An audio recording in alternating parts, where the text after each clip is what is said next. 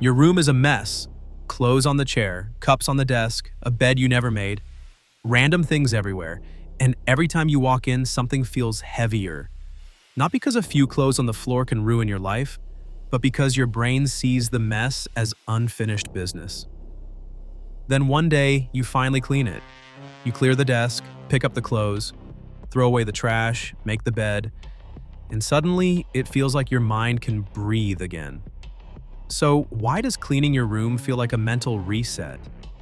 The simple answer is that it looks better. But the deeper answer is this: your environment is constantly talking to your brain.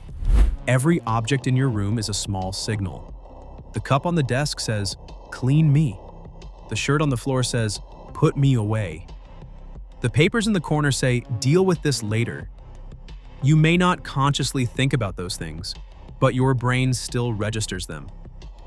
That is why mess can feel mentally loud. It is not just clutter, it is a room full of tiny, unfinished decisions. This connects to cognitive load. Cognitive load is the amount of information your brain is trying to process at once. A messy room adds more input, more objects, more visual noise, more reminders, more tiny choices. Your brain has to filter all of it, and filtering takes energy. A clean room removes some of that background noise, and when the environment becomes simpler, your mind often feels simpler too. But there's another reason cleaning feels good. It gives your brain something it wants when life feels stressful: a sense of control. A lot of problems in life are hard to fix immediately: your future, your work, your money, your relationships. Those things are complicated, but a messy room is concrete. You can see the problem. You can take one action. You can watch it improve. Before, the room looked chaotic. After, it looks calmer.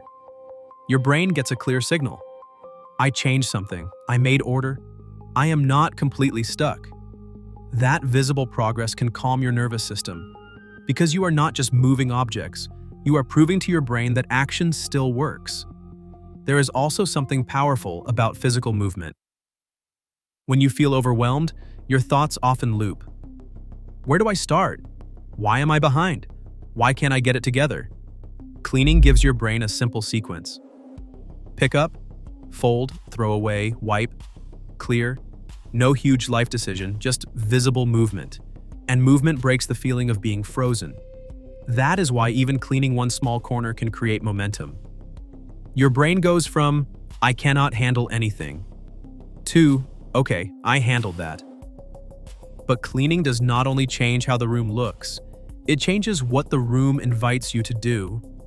A cluttered desk invites avoidance. A messy bed invites collapse. A chaotic floor invites more chaos. But a clear desk invites focus.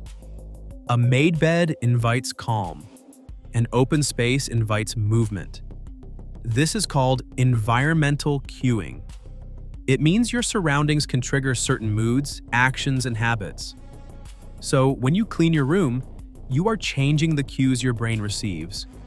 Instead of saying, "This is messy, avoid it," the room starts saying, "You can begin here."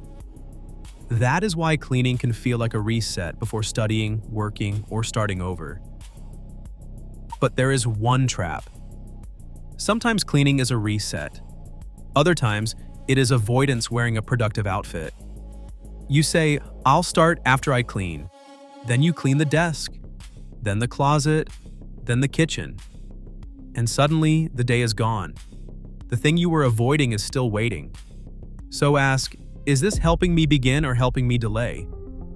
That distinction matters. Cleaning is useful when it supports action. It becomes a problem when it replaces action. So use it simply. Pick one visible area: the desk, the bed, the floor, one corner. Clean for function, not perfection. The goal is not to create a room that looks like nobody lives there. The goal is to make it easier to think, move, and begin. Because a clean room does not fix your life, but it can give your brain less noise, fewer open loops, more control, clearer cues, and one visible piece of evidence that something can change. So, the next time cleaning your room makes you feel better, it is not random.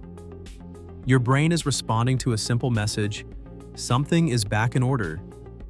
And when life feels overwhelming, that small message can feel like a mental reset. If you enjoyed this video and want to understand more of the hidden mental patterns behind everyday behavior, consider subscribing to Mind Habits. Because the more you understand how your mind works, the easier it becomes to stop repeating the same patterns.